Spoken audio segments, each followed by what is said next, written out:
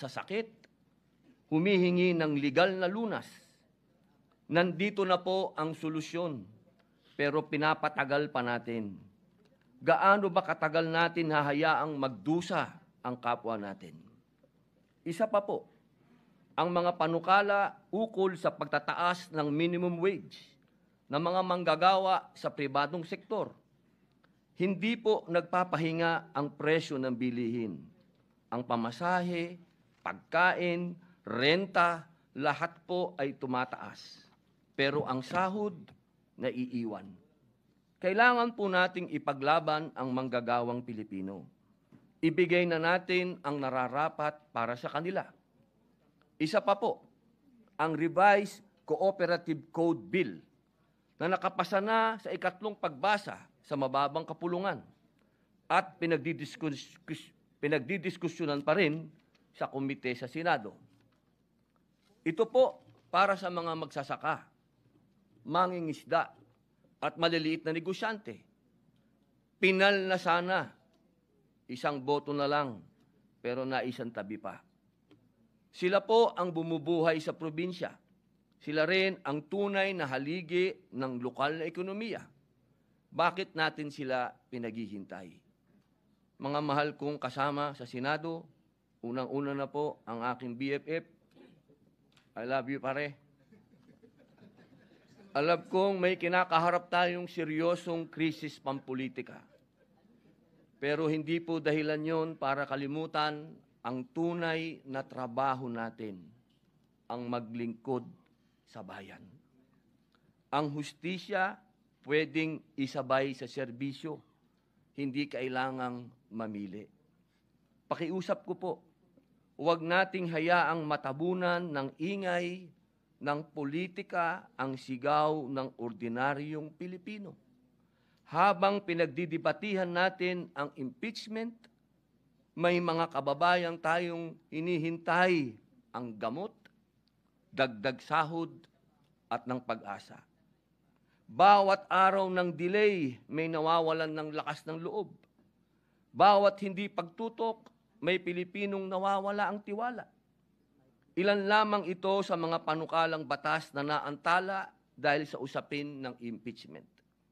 Ito po ang panawagan ko bilang inyong kasama. Tulungan natin ang mga panukalang tunay na may silbi. Panahon na po para pakinggan ng bayan. Naniniwala po ako na ang pag-usad ng impeachment ay hindi makabubuti sa ating bayan. Ang ganitong hakbang ay hindi lamang nagbubunsod ng lalong pagkakahati-hati ng ating sambayanan, kung hindi isa ring sagabal sa patuloy na pagganap ng ating mga tungkulin lehislatura, lalo na po sa Senado. Sa halip na ituon natin ang ating oras, talino at lakas sa mga panukalang batas at programang makatutulong sa pagbangon ng ating ekonomiya at kapakanan ng mamamayan, tayo'y nalilihis sa usaping hindi agarang dapat aksyonan. Napapabalita pa nga na bumagsak po ang ating net foreign direct investment inflows ng bansa mula Marso ngayong taon dahil sa political instability. Pati na rin po ang ating turismo sa bansa. Mula Enero hanggang Abril nitong taon, ang dami ng dumarating na turista sa bansa ay bumaba ng 0.82% kumpara noong nakaraang taon. Lahat po ito, political instability. Mga mahal kong kasama, ang impeachment na ito ay napakarami ding tsismis, napakaraming iskandalo ng tungkol sa bayaran, sa alok, ng kung ano-ano. Dahil po dito, muli po, inihikayat ko ang aking mga kapwa lingkod bayan na bigyang prioridad ang pagkakaisa, katatagan ng ating institusyon at kapakanan ng sambayan ng Pilipino. Maraming salamat po.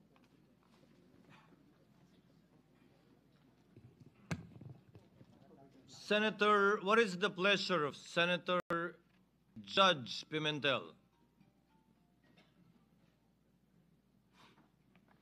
Since there is a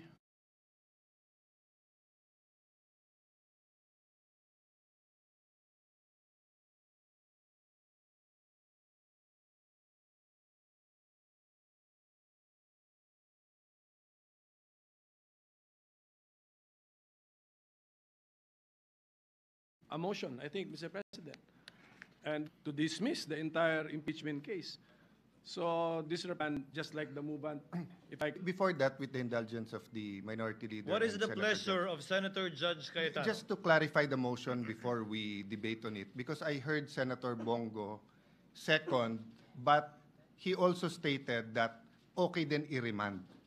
Because personally, I'm against the dismissal, but I would be willing to hear arguments on remanding. So I'm sorry, Senator Pimentel, I just want to know, is Senator Bongo actually proposing to amend the motion of Senator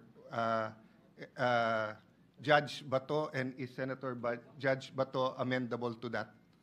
Sorry. No, Mr. President, I was not confused at all because No, I'm the one who's confused. Senator Go gave a seconding speech. So the motion stands. He is seconding the motion.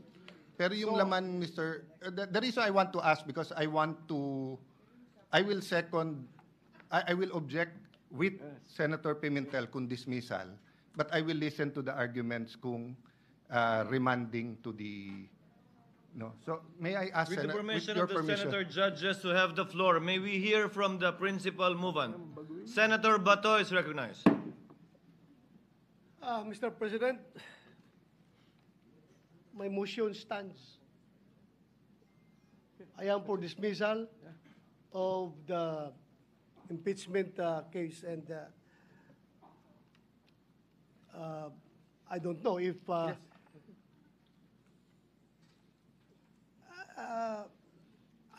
am open. I am open for discussion. I heard the statement of Senator Alan Cayetano, but still, I have already filed the motion, Okay, Mr. so, President. Mr. President, so let me continue now. I made my objection, and if I be allowed, just like the movement who gave reasons, if the the objecting judge can also give his reasons, Mr. President.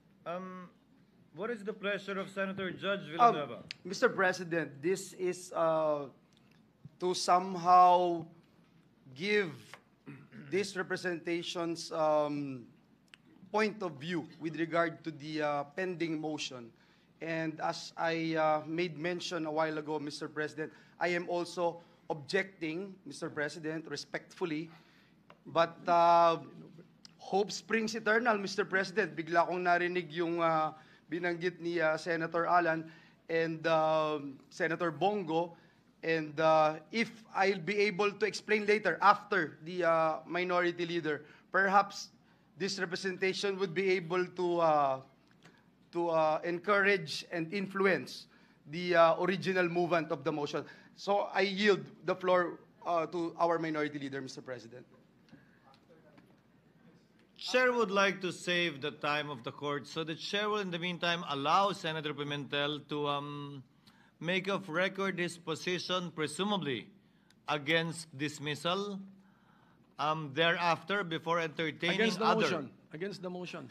Yeah. against the motion, before entertaining other senator judges to speak, the chair will suspend the session in case the appeals made will change anything, so that we will pursue this matter and put a matter to a vote with certainty. Senator Pimentel may proceed. No, I think, Mr. President, the motion has been made, and this representation is objecting. So later on, we have to now process the motion and vote on it, because there is in a collegial body someone is objecting. Mr. Senator President. Pimentel, Yes. you may proceed. Yes, Mr. President. I will not address the political statements of the movement and the seconding parties, Mr. President. Ang tanong nila kung makakain ba daw itong impeachment process. Pero marami namang bagay sa buhay na importante rin na hindi nahahawakan. Tulad ng hustisya. Ang hustisya, hindi nga natin makita, hindi natin mahawakan niya, pero napakahalagang bagay po sa buhay ng tao. Ngayon, pagdating po sa Constitution, bakit inaangalan ko yung motion? The motion actually is unconstitutional, in the opinion of this representation, because According to Article 11, Section 3, Paragraph 6, per sentence lang yung babasahin ko, the Senate shall have the sole power to try and decide all cases of impeachment.